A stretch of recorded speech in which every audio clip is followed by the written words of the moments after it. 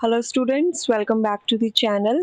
So we are here again with a new series of Science of Class 10th and जिसमें हम science का पूरा syllabus of class 10th हम complete करेंगे. So let's start with the chapter number 1 which is chemical reactions and equations. तो सबसे पहले chemical reactions होती क्या है? Chemical reactions are the processes in which new substances with new properties are formed. Okay हम बोलते हैं केमिकल रिएक्शंस वो प्रोसेस होते हैं जिनमें कोई दो चीजें आपस में मिलती हैं और उनसे एक न्यू सब्सटेंस बनता है, कोई नई चीज बनती है. ओके नई चीज तो बनती है. अब नई चीज जो बनती है उसमें जो प्रॉपर्टीज होंगी उसकी वो कौन सी होंगी? वो होंगी डिफरेंट. ओके अब हम देखते हैं कि कैसे होता कैसे है केमिकल रिएक्शन जो है वो होती कैसी है, how it's possible. Chemical reaction involve breaking of old chemical bonds which exist between the atoms of reactants, then making of new chemical bonds between the new substances. तो असल में होता क्या है, जो हमारी केमिकल रिएक्शंस होती हैं उनमें सारे जो चेंजेस होते हैं वो हमारे केमिकल चेंजेस होते हैं. और जब भी केमिकल रिएक्शन होती है ना, तो जो भी हमारे दो चीजें रिएक्टेंट्स जो आपस में रिएक्ट कर रही हैं, जिनसे केमिकल रिएक्शन हो रही है, उनमें जो एटम्स होते हैं उनका रीअरेंजमेंट हो जाता है और एक न्यू सब्सटेंस बनता है. तो इट मीन्स के जो भी पहले आपस में बॉन्डिंग हो रखी थी, केमिकल भी नो के जो भी हमारे एलिमेंट्स होते हैं वो केमिकल बॉन्ड से बने होते हैं. तो जो रिएक्टेंट सब्सटेंसेस थे उनके जो केमिकल बॉन्ड्स थे वो ब्रेक डाउन हो रहे हैं और जो न्यू केमिकल बॉन्ड्स बन रहे हैं जिनमें एटम्स दोबारा रीअरेंज हो रहे हैं in the form of new substance. Okay तो this was all about chemical reaction जिसमें एक नया सब्सटेंस बनता है. कैसे बनता है? With arrangement of atoms. अब मैं बार बार बोल रही हूँ कि रिएक्टेंट्स होते क्या हैं? वो सब्सटेंस जो एक केमिकल रिएक्शन में पार्ट ले रहे हैं. दो चीजें जो मिल रही हैं, दो चीजें तीन चीजें, ठीक है, जो आपस में मिल रही हैं और उनके आपस में मिलने से कुछ रिएक्शंस हो रहे हैं, वो हो गए हमारे reactants. Next is product. Product क्या होता है? अब दो रिएक्टेंट्स के मिलने से जो नया सब्सटेंस बन रहा है उसको हम बोलते हैं प्रोडक्ट. ओके अब केमिकल रिएक्शन में क्या होता है? It means that in a chemical reaction reactants are transformed. जो रिएक्टेंट्स होते हैं वो ट्रांसफॉर्म हो जाते हैं इनटू न्यू प्रोडक्ट्स. नया प्रोडक्ट बन गया, हाँ जी बन गया. अब क्या होगा? अब उस जो नए प्रोडक्ट की प्रॉपर्टीज होंगी वो रिएक्टेंट से टोटली डिफरेंट होंगी. ठीक है, in a chemical reaction reactants are transformed into products which have properties different from those of reactants. Means for example अगर reactant हमारा with respect to oxygen वो abruptly react कर रहा है, तो जरूरी नहीं है कि जो प्रोडक्ट होगा वो भी abruptly ही रिएक्ट करेगा. हो सकता है वो साइलेंटली रिएक्ट कर जाए. ठीक है, तो ऐसे उसकी जो प्रॉपर्टीज होगी वो डिफरेंट होंगी. ओके जी, मूव ऑन करते हैं. हमारे पास आ गई है एग्जाम्पल. हमारे पास एग्जाम्पल ये है कि यूजुअली जो हमारा मैग्नीशियम है वो एक मेटल है, लेकिन जब हम इसे लेबोरेटरीज में यूज करते हैं तो एक रिबन सा होता है, इन दैट फॉर्म हम इसे यूज करते हैं. अब अगर हम इसे बर्न करेंगे, ठीक है, बर्न हमेशा in the presence of oxygen होता है. ठीक है, अगर एयर की बात हो, बर्निंग की बात हो रही है इन एयर, तो मीन्स के ऑक्सीजन से रिएक्शन हो रहा है, ये आप याद रखना. तो हमारे पास जो प्रोडक्ट बनता है वो बनता है मैग्नीशियम ऑक्साइड, जो कि एक वाइट कलर का क्या होता है, पाउडर होता है. तो अब क्या होगा इन दिस रिएक्शन, जो हमारे रिएक्टेंट्स हैं वो कौन से हो गए? एक हो गया मैग्नीशियम, एक हो गया oxygen. These two are the reactants. ठीक है, अब इन्होंने जो नेक्स्ट बनाया प्रोडक्ट वो है हमारा मैग्नीशियम ऑक्साइड. अब आप बोलोगे मैग्नीशियम ऑक्साइड MgO, ठीक है, ये आपने मैम यहाँ पे 2 क्यों लगाया है और आपने यहाँ पे 2 क्यों लगाया है? तो हमने ये 2 लगाया है इसको बैलेंस करने के लिए, वो हम आगे बढ़ेंगे कि क्यों लगाया है. ओके यहाँ तक आपको समझ में आया कुछ कि जो हमारे रिएक्टेंट्स हैं वो हो गए Mg एंड O2 और जो हमारे प्रोडक्ट हो गया वो हो गया MgO. ठीक है, नाउ नेक्स्ट वी हैव अब जरूरी नहीं है कि जो भी केमिकल रिएक्शंस हो रही हैं वो सारी हमारी सिर्फ साइंस लेबोरेटरीज में ही होती हैं। No, a large number of chemical reactions keeps on occurring in a daily life too. हमारी डेली लाइफ में भी रिएक्शंस होती हैं। कौन सी होती हैं? सोरिंग ऑफ मिल्क, हमारा जो मिल्क है वो खट्टा हो जाता है अगर हम उसे गर्मियों में बाहर ज्यादा टाइम के लिए रख देते हैं, ठीक है, at room temperature. Next is digestion of food. Digestion of food में देखो, फूड के इंजेशन से लेके एक्सक्रीशन तक कितने प्रोसेसेस इन्वॉल्व हैं। नेक्स्ट प्रोसेस ऑफ रेस्पिरेशन, जिसमें हमारा जो एनर्जी प्रोड्यूस होती है, ठीक है, वो सारा केमिकल रिएक्शंस होते हैं। Rusting of iron, rusting of iron we know कि आयरन के ऊपर जंग लग जाता है, ठीक है, एक लेयर आ जाती है आयरन ऑक्साइड की। आयरन जब एयर से रिएक्ट करता है तो वो क्या बना देता है? आयरन ऑक्साइड, जो कि उसके ऊपर जमा हो जाता है। Next is ripening of fruits. जब भी हमारे जो फ्रूट्स हैं वो राइपन अप होते हैं, वो पकते हैं, तो वो भी जो है हमारा एक केमिकल रिएक्शन है। ओके, अब हमें ये तो पता चल गया कि केमिकल रिएक्शन होता क्या है। अब हमें पता कैसे चलता है कि इस चीज में केमिकल रिएक्शन हुआ है? How do we come to know that a chemical reaction has taken place? कैसे पता चलेगा कि केमिकल रिएक्शन हुआ है?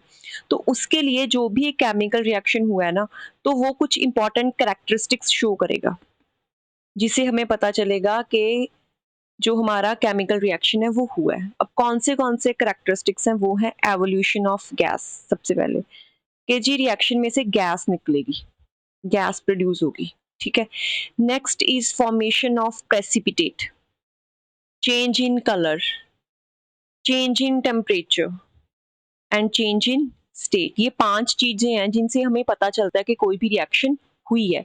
या तो गैस निकलेगी, प्रेसिपिटेट्स बनेंगे, कलर चेंज होगा, टेम्परेचर में चेंज होगा, या फिर चेंज इन स्टेट। अब हम इनको थोड़ा सा डिटेल में करते हैं कि होता क्या है। सबसे पहले we have evolution of gas. इसके हम एग्जांपल देखते हैं। Some chemical reactions are characterized by the evolution of a gas. For example, जब भी हम जिंक को, अब जिंक क्या एक सॉलिड चीज है, ठीक है, ये रहा वही हमारा जिंक। जब भी हम जिंक को रिएक्ट करवाते हैं with dilute sulphuric acid H2SO4, इसके साथ जब भी हम रिएक्ट करवाते हैं तो क्या प्रोड्यूस होती है? हमारी हाइड्रोजन गैस। ओके, अब यहाँ पे ना एक चीज है, डाइल्यूट ही क्यों लिखा है यहाँ पे, कंसंट्रेटेड वर्ड क्यों नहीं यूज किया? हमारे लेबोरेटरीज में जो एसिड्स होते हैं वो 2 तरह के हम यूज करते हैं, कंसंट्रेटेड और डाइल्यूट। अब जो डाइल्यूट होगा ना वो होगा कि उसमें जो 1% है वो एसिड है, 99% वाटर है। एंड कंसंट्रेटेड में उल्टा है, that is it contains 99% of acid and 1% of water. Okay, तो हमने देखा, let's come back to the point, that evolution of gas, जब भी हम जिंक की एग्जांपल लिए, हमें जिंक और H2SO4 आपस में रिएक्ट करेंगे तो हमेशा हाइड्रोजन गैस प्रोड्यूस होगी, जिससे हमें पता चलता है कि कोई ना कोई केमिकल रिएक्शन जो है इन दोनों में हुई है। Okay, next we have formation of precipitate. अब प्रेसिपिटेट होता क्या है? प्रेसिपिटेट क्या होता है कि जब भी एक सॉलिड प्रोडक्ट होता है, जब भी कोई 2 रिएक्टेंट्स आपस में रिएक्ट कर रहे हैं तो जो प्रोडक्ट बनता है, जरूर मैंने आपको बोला था कि जरूरी नहीं है कि जो प्रोडक्ट होगा वो भी रिएक्टेंट्स वाली प्रॉपर्टी शो करे, वो नहीं करता, उसकी प्रॉपर्टीज हमेशा डिफरेंट होती हैं। तो इसीलिए जब भी कोई 2 रिएक्टेंट्स सॉल्यूशंस आपस में रिएक्ट करते हैं तो जो प्रोडक्ट होता है यूजुअली वो इनसॉल्युबल इन वाटर होता है, मींस कि वो वाटर में सॉल्युबल नहीं है, ठीक है, वो पानी में नहीं घुल सकता है। तो जो उसका सॉलिड सब्सटेंस बनता है उसको हम बोलते हैं प्रेसिपिटेट। रिएक्शन होने पे जो इनसॉल्युबल इन वाटर सब्सटेंस बनता है उसको हम बोलते हैं प्रेसिपिटेट, ठीक है। यूजुअली वो सॉलिड होता है, एक तरीके का सॉलिड प्रोडक्ट होता है। इसके हमारे पास एग्जांपल है कि जब भी हमारा lead nitrate PbNO3 and whole 2, वो पोटाशियम आयोडाइड Ki, दोनों एक्वस एक्वस है। एक्वस AQ का मतलब है कि वो एक्वस है, एक्वस मींस के लिक्विड है, ठीक है, ये हमने देखा है। जब भी इनकी रिएक्शन होगी तो जो हमारे पास प्रेसिपिटेट्स बनेंगे वो ये येलो कलर के बनेंगे।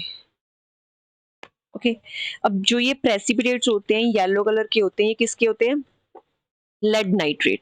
अब अगर आप यहाँ पे देखो तो एक तो बना KNO3 दैट इज एक्वस, ठीक है, मीन्स वो सॉल्युबल इन वाटर है। नेक्स्ट वी हैव PbI2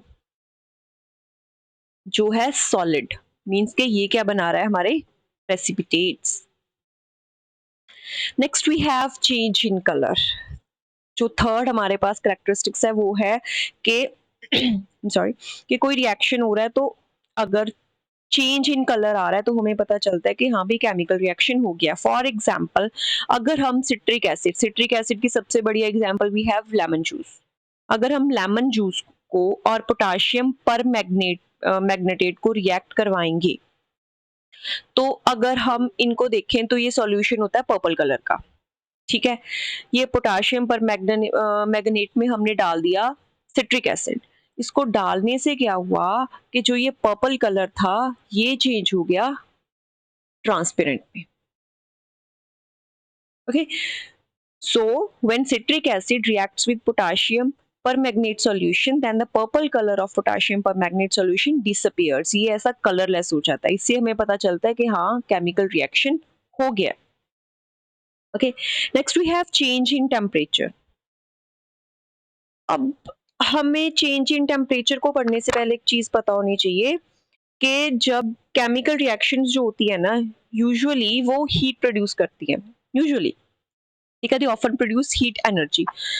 तो when a chemical reaction produces heat energy, heat produce हो रही है तो obviously the react temperature of reaction mixture rises and it becomes hot. अगर कोई दो चीजें मिलने से हीट प्रोड्यूस हो रही है तो जो आपस में वो मिक्सचर बना है, दो चीजों को हमने रिएक्ट करवाया है, उनका जो मिक्सचर है उसका जो टेम्परेचर है वो ऑब्वियसली वो राइज हो जाएगा और वो क्या हो जाएगा, हॉट। हो सकता है कि कुछ रिएक्शंस में वो फॉल डाउन कर जाए, ठीक है, और वो जो एनर्जी है वो एब्जॉर्ब करे, ठीक है। So when we talk of change in temperature in a chemical reaction it may be rise in temperature और फॉल इन टेम्परेचर। ओके, अब हमारे पास जो एग्जांपल है वो ये है कि जब भी हमने एक बीकर में ये लिया quicklime calcium oxide. Okay, when calcium oxides reacts with water, हमने इसमें पानी डाल दिया है तो जो बनेगा वो तो हमारा स्लेक्ड लाइन बनेगा, कैल्शियम हाइड्रोक्साइड। पानी डाला है तो हाइड्रोक्साइड बन गया, हमें पता लग गया जी। लेकिन इसके साथ क्या होता है, ह्यूज अमाउंट ऑफ जो हीट होती है वो रिलीज होती है। मिक्सचर इतना हॉट हो जाता है कि हम बीकर को टच भी नहीं कर सकते हैं। एंड इट्स बिकॉज के जो हमारा रिएक्शन मिक्सचर था उसका जो टेम्परेचर था वो काफी ज्यादा राइज हो गया। ओके, सो ये होता है हमारा change in temperature. Next and last is change in state. कुछ केमिकल रिएक्शंस जो होती है ना उनके कैरेक्टरिस्टिक्स ये होते हैं कि जब भी कोई उनमें कोई दो चीजें रिएक्ट कर रही हैं तो चेंज इन स्टेट आ जाता है। स्टेट्स वी हैव, है ना, हमारे पास तीन स्टेट्स हैं, सॉलिड लिक्विड एंड गैस, ठीक है। तो हो सकता है कि वो सॉलिड से लिक्विड हो जाए या हो सकता है वो लिक्विड से वेपर्स में चला जाए, ठीक है। तो इसको हम बोलते हैं change in state in chemical reaction. सबसे बढ़िया एग्जांपल जो हमारे पास है सबसे पहले तो वो ये है कि अगर हम लिक्विड को हीट एंड अप कर रहे हैं तो हमारे पास वेपर्स बन रहे हैं, ठीक है। इसको भी हम केमिकल रिएक्शन बोलते हैं, vaporisation. Okay, now next example जो है वो हमारे पास ये है कि जब भी हम वैक्स को बर्न करते हैं, फॉर एग्जांपल कैंडल को बर्न करेंगे तो सबसे पहले water and then carbon dioxide will be form. वो कैसे, अब हम देखते हैं। सबसे पहले देखो जो हमारी वैक्स थी वो क्या थी, सॉलिड थी, ठीक है। उसके बाद जब वो मेल्ट होना स्टार्ट हुई, जब वो मेल्ट होना स्टार्ट हुई तब क्या हुआ, वो थोड़ी लिक्विड स्टेट में आ गई। जब लिक्विड स्टेट में आ गई और उसके बाद हमारी गैस इवॉल्व हो रही है, वो कौन सी होगी, हमारी carbon dioxide. Thus, the combustion reaction of candle wax, इसमें क्या होता है, is characterized by a change in state from solid to liquid and then gas. Because wax is a solid, water formed by combustion of wax is a liquid at room temperature. Whereas जो हमारी carbon dioxide produce हुई है वो क्या है, हमारी एक gas. तो ये होगी हमारी पांच चीजें। कौन सी कैरेक्टरिस्टिक्स होगी हमारे पास, evolution of gas, formation of precipitates, change in color, change in temperature and change in state. Okay, next, chemical reaction हो रही है, अब इतनी सारी रिएक्शंस हो रही हैं, अब हमें उन्हें पता भी तो चलना चाहिए कि कौन सी चीज़ में रिएक्शन हुआ, फिर जो हुआ हमारे ये प्रोडक्ट्स बने, हमें लिखना भी आना चाहिए। So the method of representing a chemical reaction, जब भी हम किसी एक केमिकल रिएक्शन को रिप्रेजेंट करते हैं, कैसे रिप्रेजेंट करते हैं? With symbols and formula of substances involved in it.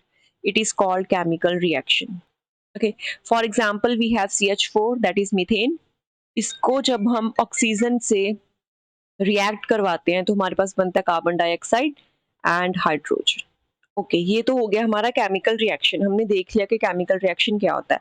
तो इसमें क्या होता है कि हमारे रिएक्टेंट्स जो लेफ्ट हैंड साइड लिखे होते हैं, ये होते हैं हमारे रिएक्टेंट्स, एंड जो हमारे राइट हैंड साइड होते हैं, ये होते हैं हमारे प्रोडक्ट्स।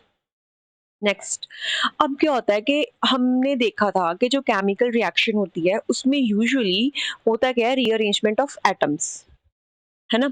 रीअरेंजमेंट ऑफ एटम्स होता है। अब हमें क्या होता है, हमें ना इन केमिकल रिएक्शंस को बैलेंस करना होता है।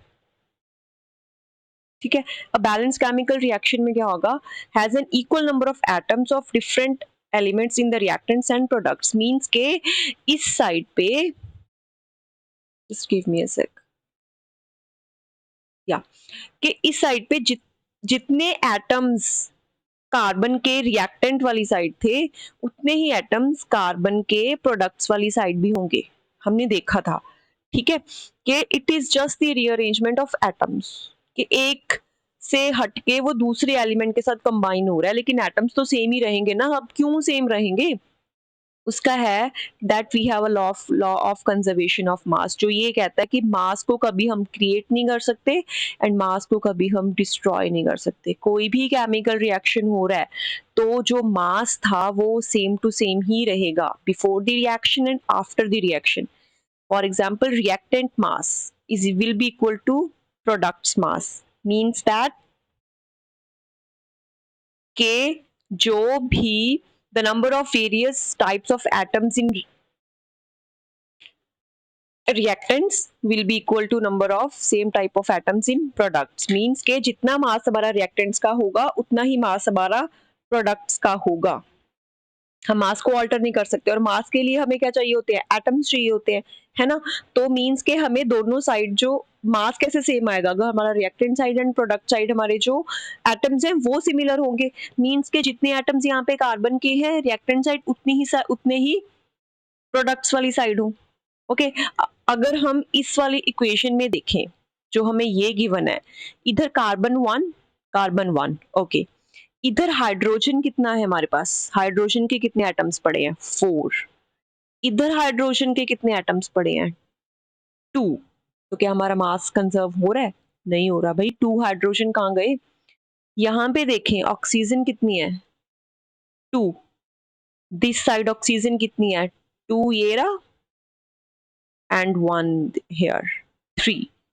तो ये जो हमारी केमिकल रिएक्शन होगी ये होगी हमारी अनबैलेंस्ड।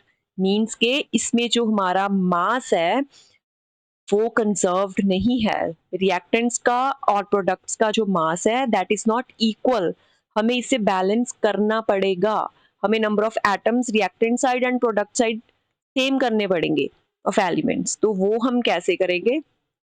वो हम करेंगे ऐसे। How to balance a chemical equation? Let's see. सबसे पहले, this is the example, we have Fe iron plus water. Iron और अगर हम वाटर की रिएक्शन करवाते हैं तो हमारे पास बनता है Fe3O4 प्लस H2 गैस जो है वो हमारी इवॉल्व होती है। अगर हम इसको देखें कि ये हमारी बैलेंस्ड इक्वेशन है, तो करने के लिए हम क्या करेंगे? टेबल बनाएंगे। सारे जितने भी हमारी रिएक्शन में कंपोनेंट्स आ रहे हैं वो so I am sorry elements आ रहे हैं वो लिखेंगे। लाइक सबसे पहले we have Fe, next we have H, next we have O। अगला टेबल बनाएंगे रिएक्टेंट्स का, रिएक्टेंट्स वाली साइड, एंड नेक्स्ट बनाएंगे प्रोडक्ट्स का। रिएक्टेंट वाली साइड अगर हम देखें तो Fe के कितने, आयरन के कितने पड़े हैं? We have 1 single 1, and H के कितने पड़े हैं? 2 2। ऑक्सीजन के कितने पड़े हैं? 1। ओके, अगर प्रोडक्ट वाली साइड देखें, प्रोडक्ट वाली साइड दिस साइड कितने पड़े हैं? We have 3 of iron, 2 of hydrogen, and 4 of oxygen. अब आप इनको देखो, 1 एंड 3, 2 एंड 2, 1 एंड 4। यहाँ पे सिर्फ और सिर्फ एक हाइड्रोजन ही है जो बैलेंस्ड है, जिसका मास बैलेंस्ड है। एल्स आयरन एंड ऑक्सीजन दोनों का जो मास है वो बैलेंस नहीं है। मीन्स के अब हमें इसको बैलेंस करना पड़ेगा। ओके, अब बैलेंस करना कैसे है? सबसे पहले जो एक सिंगुलर एलिमेंट पड़ा होता है ना, हम उसे बैलेंस करने की ट्राई करते हैं, वो इजी हो जाता है। ठीक है, सबसे पहले हम Fe को देखते हैं। It's not balance. यहाँ पे 3 है, हम मास कम नहीं कर सकते, हम बढ़ा सकते हैं। तो जहाँ पे कम है हम वहां पे चेंजेस करेंगे। मीन्स के अगर हमने इसको 3 लेके जाना है तो हम क्या करेंगे, we will multiply this side with 3। दोनों साइड 3 हो गए, यहाँ पे भी 3, यहाँ पे भी 3, और 3 हम इसके आगे लिख देंगे। अब देखो, यहाँ पे भी 3 हो गया, 3 ऑफ Fe, एंड यहाँ पे भी 3 हो गया। It's balanced. Next, hydrogen is already balanced. उसके बाद वी हैव ऑक्सीजन। ओके, अगर हम ऑक्सीजन को देखें, ऑक्सीजन के कितने हैं? This side 4 and this side 1। तो हम सीधा सीधा इसको पहले 4 से मल्टीप्लाई कर देते हैं ताकि हमारे पास ऑक्सीजन 4 हो जाए। ओके जी, कर दिया बैलेंस मल्टीप्लाई 4 से। अब ऑक्सीजन हो गया 4। रिएक्टेंट वाली साइड की है, यहाँ पे 1 था तो यहाँ पे हमने इसके आगे क्या लगा दिया, 4। यहाँ तक डन। अब हम देख रहे हैं कि ये जो अपने ऑक्सीजन को तो बैलेंस कर दिया भाई, इसके साथ पे ये हाइड्रोजन भी तो पड़ा है। अब हाइड्रोजन को देखें तो हाइड्रोजन पहले 2 था, इंटू 4 हो गया तो कितना हो गया, 8। मीन्स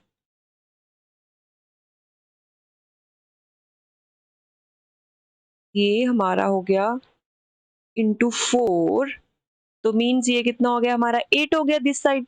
और यहाँ पे कितने पड़े हैं, 2 पड़े हैं। तो अब क्या करेंगे, हम इसको भी इंटू 4 कर देंगे ताकि हमारे पास कितना आ जाए, 8 आ जाए। तो मीन्स के एक हमारा जो 4 है वो यहाँ पे आ जाएगा।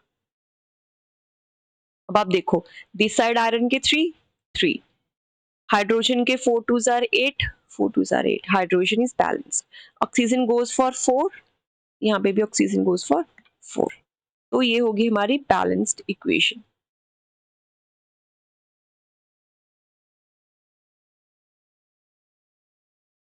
Sorry for this. तो ये होगी हमारी balanced equation. 3Fe plus 4H2O give rise to Fe3O4 plus 4H2। तो ऐसे करते हैं हम बैलेंस्ड इक्वेशंस को। इसके बाद एक और वीडियो आएगी इस चैप्टर की जिसमें we will have the types of equations. So and उसके बाद एक वीडियो हम बनाएंगे इंपॉर्टेंट क्वेश्चंस की, एंड एक वीडियो होगी how to balance chemical equation जिसमें थोड़ी सी डिफिकल्ट इक्वेशंस भी हम देखेंगे। और ये भी देखेंगे कि अगर आपको डायरेक्ट वन लाइनर्स दिए हों, आपको एलिमेंट्स ना दिए हों, for example when silver chloride is exposed to light it decomposes to silver metal and chlorine gas, show it with the help of an exam balanced equation आप कैसे बनाओगे। तो ऐसे questions will try to solve out. So stay tuned and thank you for watching the video. Please do like, share and subscribe the channel. Thank you so much.